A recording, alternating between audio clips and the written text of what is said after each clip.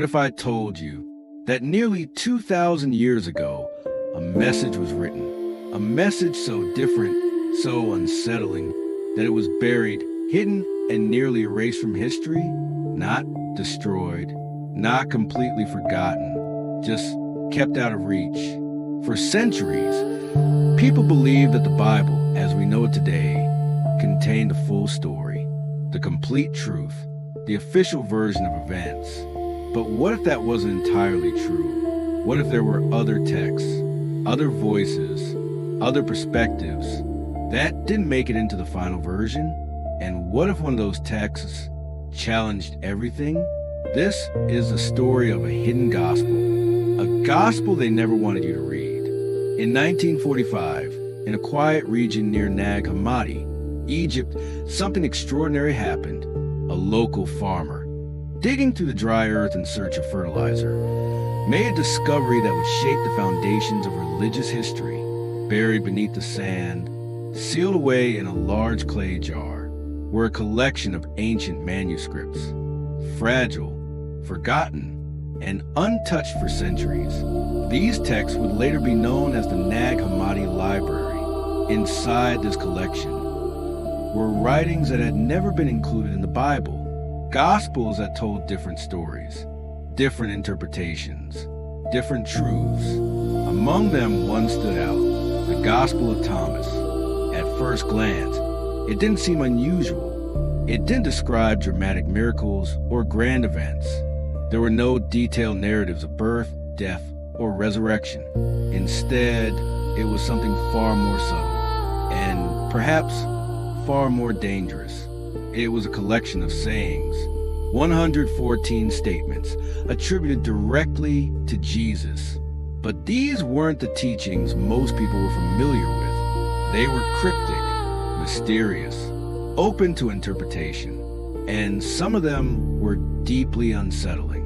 One of the most striking lines reads, "The kingdom of God is inside you and all around you, not in buildings of wood and stone."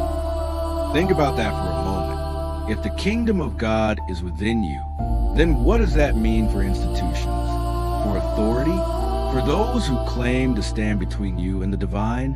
Another passage states, "Whoever discovers the interpretation of these sayings will not taste death." Not physical death, but something deeper, a kind of awakening, a transformation. This wasn't about blind belief. It was about understanding, about inner discovery. And that is where the tension begins. Because the message of the Gospel of Thomas is very different from the structure that later became organized religion. There is no emphasis on hierarchy, no clear system of control, no intermediaries, just the individual and the search for truth within. Some scholars believe that this was precisely why it was excluded, not because it was false, but because it was too different, too independent, too open, in a world where belief systems were being shaped, defined, and unified.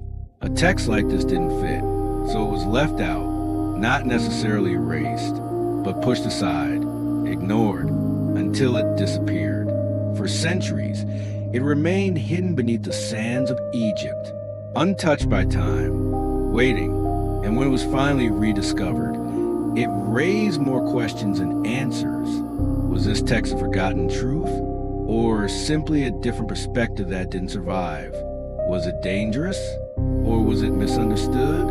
Some believe that the Gospel of Thomas represents a more personal, spiritual path, one that doesn't rely on external authority. Others argue that it reflects early Christian diversity, a time when beliefs were not yet fixed, not yet standardized.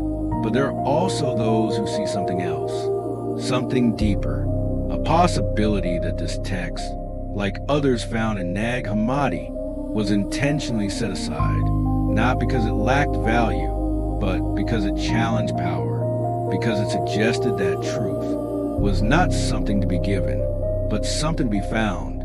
So what are we left with? A text buried for centuries, a message rediscovered by chance, and a series of words that continue to raise questions even today. The Gospel of Thomas does not give clear answers. It doesn't tell you what to believe. Instead, it asks you to think, to question, to search.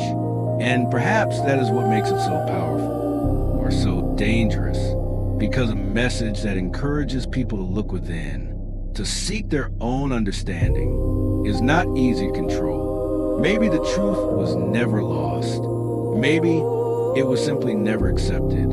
And maybe, just maybe, it was never meant to be easy.